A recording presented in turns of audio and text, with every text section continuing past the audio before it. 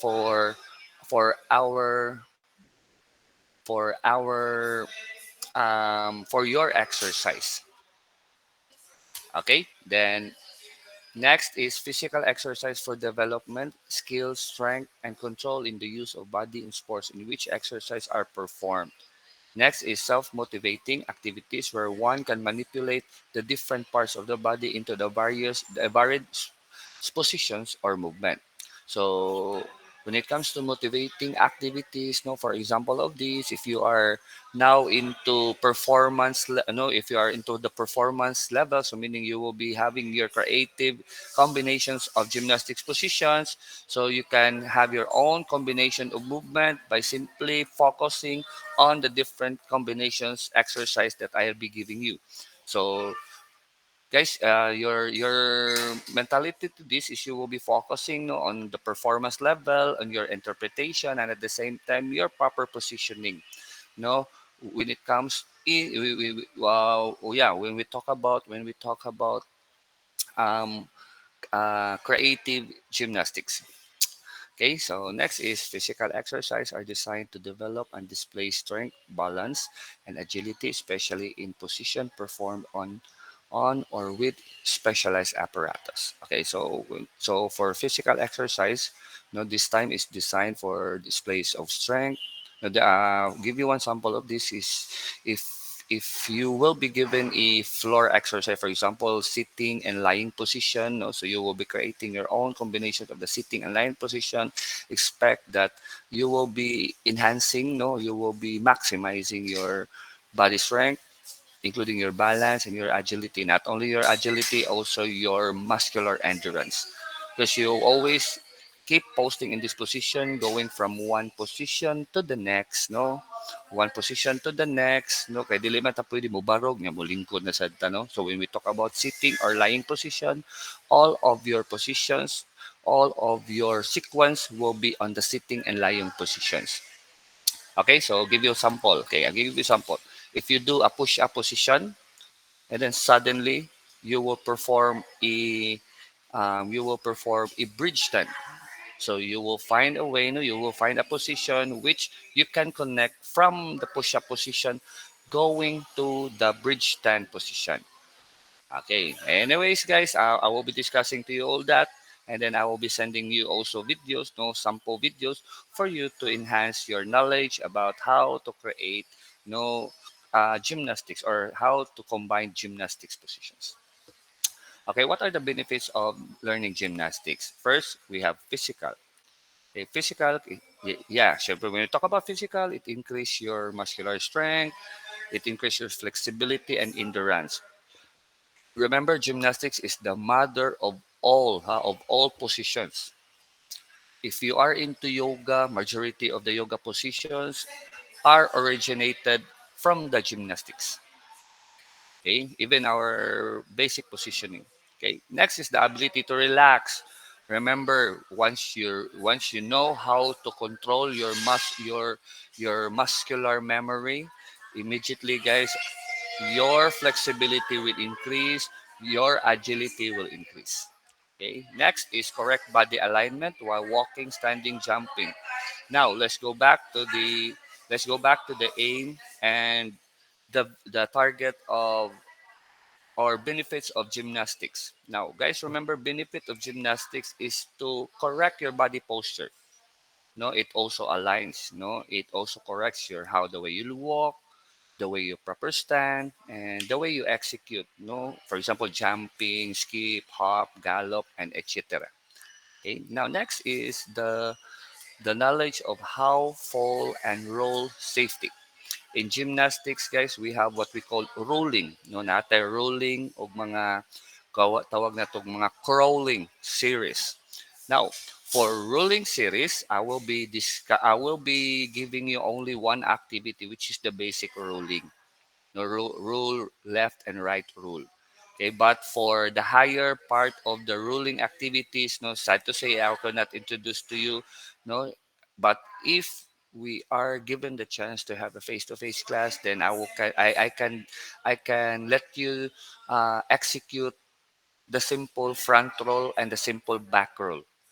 Okay, with a support. Why with a support kinahanglan man tag assistance.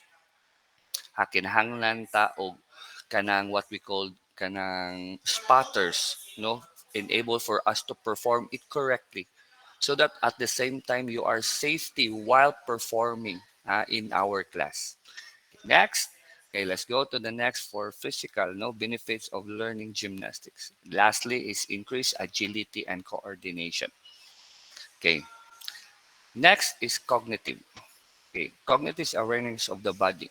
So meaning in every position and every execution, you know what are the values of the muscles, what are the values of that position, what are the use and important of that position. Okay, next is awareness of space and where the body is in it. Okay, so you are aware. No, mingon tag go to the long sitting position. No, mingon tag the low to go to the long sitting position. You are aware that that specific, no, that specific part of the body, no. So you're supposed to be doing this and doing that. So meaning your legs will be straight, extended. No, it must be the legs must be intact. So meaning when we talk about intact, no touch to each other. No, you will not put an angle except for your body straight and your lower and your upper extremities. No, and you are also aware which body position it is, which part, no, which part of the body it is in a right position. Okay. Next is awareness of relationship, body parts of each other and the apparatus. Okay, so for this statement, guys, this is already in our creative gymnastics, or you will have your own gymnastics positions or your rhythmic gymnastics. Okay, if you are given an apparatus, if you want to, if you will be researching no apparatus, which will be used no in rhythmic gymnastics, there are four. We have the ring, we have the ball, we have the baton, no, the baton and the ribbon. Okay, if you decided to use the ribbon, so you are aware, no, how the ribbon works, the value of the ribbon, no, so it will also incorporate to your positioning. So you will now know the relationship, no, on on creating your body position and at the same time using the apparatus effectively to that specific activity or routine or exercise. Okay, next is awareness of relationship with others. Now when it comes to our awareness of relationship with others, this is now what we call a kanang group performance based, no, it's for my side I call it a group check performance. Remember from the very opening of the class during the orientation, I always tell you guys that two head is better than one. For those students who are skillful, for those students who has more knowledge about gymnastics, do not keep it to yourself. I want you to share it to your classmates. Because why? No, because why? One thing that it will no increase interest, it will create good no or it will create good relationship no between you and your classmate. And aside from that, guys, it also the once you will be sharing knowledge, each one of you guys, all everybody will be learning. Okay, so that's for the cognitive side. Now for the psychological side. So for the psychological side is the joy of movement mastery. So when we talk about psychology, it's all on the mind. So when I give you, for example, when we go to the rhythmic gymnastics, you have to write what are the gymnastics or what are the routines that you will be using. After that, you have to memorize, no? But not also memorizing it, but also, guys, while you are memorizing, no, you will also try to interpret at the same time. So duha ang epekto. We have the psychomotor and the psychological no side of the of the human being. Okay, next is discipline and self-control. Now, in this activity, this is not what we call a simple activity. When we go to the combinations of movement, when we go to the rhythmic gymnastics, is all now what we call a risk activity. So natay mo low, moderate o high intense activity. We are now into the moderate and high intense activity. Okay, every misposition, it can cause you injury. So that is that is why I am very particular, especially when I be asking you to write your routines and discuss to me properly what are your routines. So ngano mo discuss man ni syempre, you need to discuss. No, ngano mang from planking, from push-up position, mugo man ka to flanking position, mugo man ka to lunges position. What are the what are the values? What are the values of that sequence? Which part of the body, which part of the muscles also involved on that sequence? No, like I said, no, when we go back to the meaning of the PATHFIT, no, physical activity through health and fitness. So this time, guys, we are really processing. To be honest with you, as your instructor, I want to really process you guys, involve in as much as possible, involving you in all aspects of our lecture, so that guys, you will learn, you will know no farther what are the effect and what are the disadvantages and advantages, of doing a fitness activity. Okay, this is one also sample. Next is a confident self-image and positive attitudes towards your body. Now, for the gymnastics, especially in our activities, no majority of our exams, to be honest with you, is more on individual performances. When when I'll give you the pre-test, then the post-test practical test, no, it help also guys develop your confidence. Because why? At the same time, I will be asking you questions while you are executing to that specific exercise. So, man na yung panahon na mag-oral, practical testa at the same time. Like I said, when we talk about oral recitation in my class, it doesn't mean you need to memorize all the content, all the sentence which is written on that specific exercise or on that specific title. You can use your own word. You can interpret it by your own, by your own choice of word, to be exact. Okay? Then trust is one's ability move from a world of I can and I can. Okay? So quote and quote, I can't to I can. Now, guys, in psychological in the psychology side of gymnastics, introducing to you the gymnastics. Sometimes when, especially, mingon ko ninyo, headstand. Lo, di man ko kay ba mo perform of headstand. No? That is the I can. No, the I can part. What is the I can part? The I can part is, guys, you will never know what are the procedures involved. For example, okay, kung mag-handstand ta, mag-headstand ta. So first step is you will find your spotter, either one, two, or three, or four person as your spotter. After, then you will procedure taha step by step, no? So na step by step, then butang ang o sa ground, place your hand into a tripod position together with your head, no? Then what are the do's of the spotter? Unsay kinahanglan, mga possible, no? Buhaton sa spotter.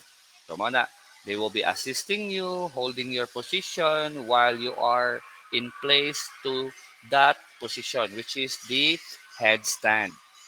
No, as long as uh, as much as possible, hold that position within that specific second. No, then go back, then start all over again.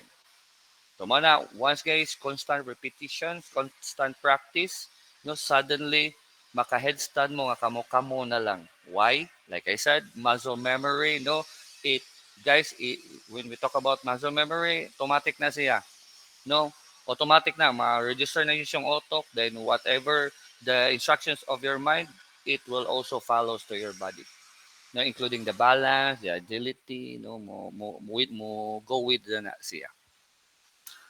Okay, next is the safety protocol measures in gymnastics. This is our last topic. This is very important. Now, first is get a sports physical before starting a new sports. Next is always warm. and stretch before doing gymnastics. Guys ha, big no-no kung moderitso ta og gymnastic, moderitso ta og position by not warming up our body.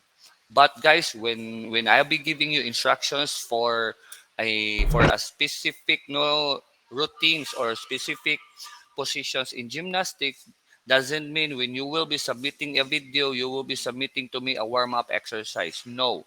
You go directly, instructions na siya, you go directly to that specific activity that I am asking. Okay? Di na kinahanglan makita pa na ko nga mag-warm up mo. It's your obligation. It's a dues. So meaning kinahanglan nun, yun na to. Warm up and cool down any activity, any physical activity involvement. Okay? Automatic na siya. Okay? Now, only practices on padded floors, never on a hard surface.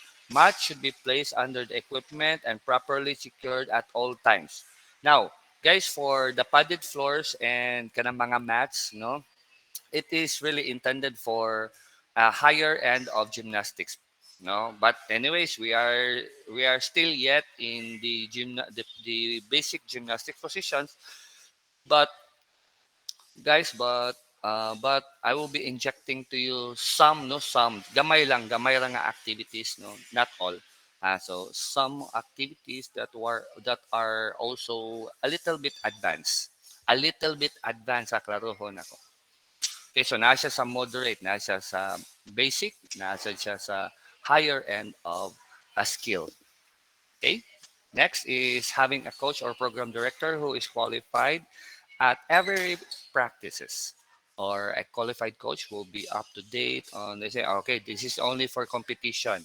So syempre no, if we move to the competitive level of gymnastics, syempre you will be hiring coach, you will be hiring kanang conditioning coach, what else, nutritionist, no, di man ta pwede tambok mag gymnastics ta, no, dili man ta maka-perform correctly to the different acrobatic moves.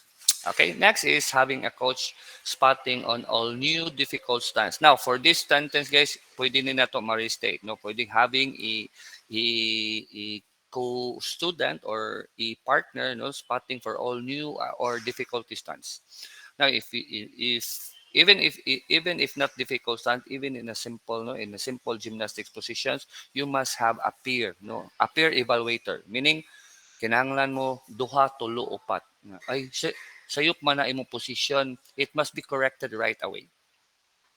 Okay, bahalag wala pa correction sa teacher, at least kamong duha, involved mo duha between students to students.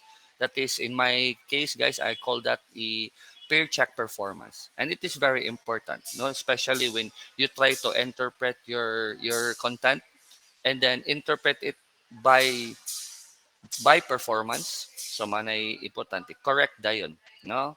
So it will diha na to makita ang inyong interpretation, no, kung unsaon, no, unsa inyong nasabtan.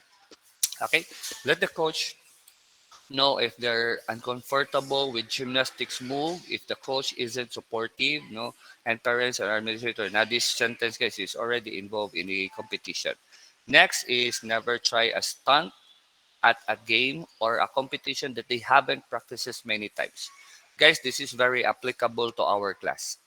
Now, if you will be, ato na ta dito sa atong finals, if you will be making a routine, make sure that all of your choices, routine or exercise, you are comfortable and you can perform it correctly. Okay, give you an instance. Kung naatay scoliosis, magtuwad-tuwad yun data, magbenben yun data maayo sa atong buko-buko, no? So dili. Ha? Focus on your strength, not your weaknesses. So meaning inyong majority focus is the legs, nya light on the upper body. No, manay sample, manay mga samples. Okay, again, focus on the strength, not on your weaknesses. When it comes to performances.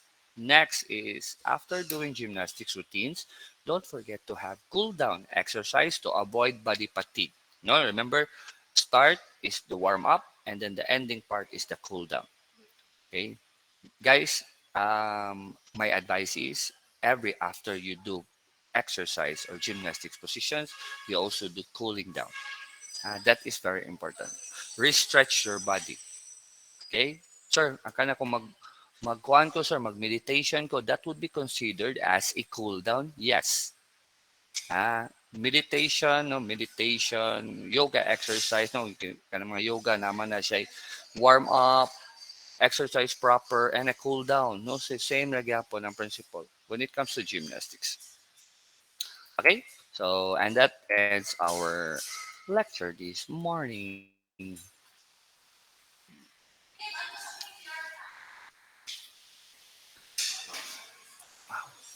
Okay, so guys, do you have any further questions? Any questions? None so far, sir. Okay, none so far.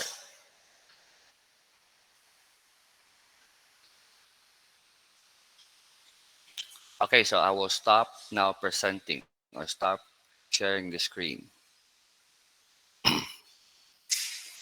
Okay, so before I'll be giving you the final instructions what to do in next week's activity, no, I want you now to open all your cameras. Uh, that's all. Okay, guys, questions. Okay, ato ta sa questioning. Okay, usa lang duha ka tawo mo tubag. Guys, now if you will be given a pretest, what would be your priority first? Mingon tag pretest ha, mingon tag pretest bitaw mingon kog four base legged position. Mga tagog title, four base legged position.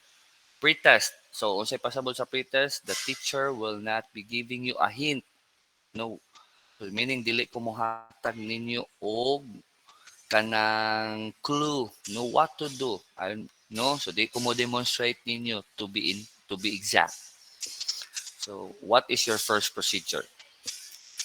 Sige, I want somebody to answer. This is an open ha. Sige. Guys, it's all about process now. Para mo idea and thoughts. Do not be shy. Binisaya in English, Winaray, Ilonggo, kasabot ra ko. Ay lang mo pag Chabacano ha, kaya di na ako kasabot. Sige. Let's have Omega, Noel, Ali Noel. Kung mayroon ko pretest niya, the title is the four-legged, four base, no, four base position. So, unsa may atong pimirong buhaton. Warm The notes is already been given to you. Temaniha, the notes is already been given to you. No? So, unsa atong first procedure buhaton? Sige, Omega. Open your mic. Ikaw lang good. Any answer is correct, ha? Guys, this is just a process. No? Ani jud na, ha? So, importante ang processing. Sample, unsa man ato kanang pag adtong kulon kung di ta kay baw asa ta magsugod, di ba? It's better to ask now than later. Sige, go. kanang mag-learn muna sir kanang first sa katong kanang exercise. Mag-learn Mag-research ta sa kanang exercise. How? Unsa man? Like kanang simply, research very maybe in good. the kanang research ay kanang sa learning materials sir or sa YouTube sir. Okay, very good. So first, you have to go to the learning material, which is your notes. No? Kaya ako na maghihatag ninyo tanan. Then second, you go to the YouTube so that you can compare what is no the content or the procedure onto your notes and also the interpretation, the actual interpretation. Guys, ingnon tamo ha, when I'll be sending you notes, sometimes do not focus on the drawing because drawing gives you misconception. Do you get me?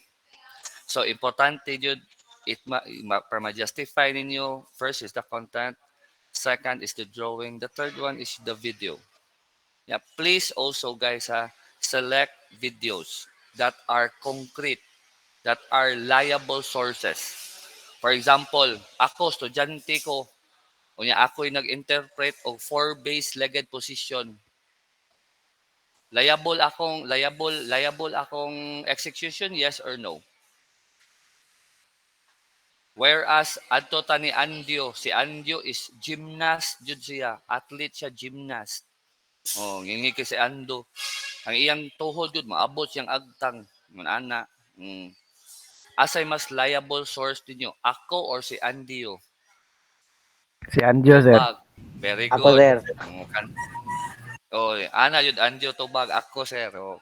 Ha, so that is how you assist ha. That is how you evaluate the reliability of the video. Okay, do you have any further questions?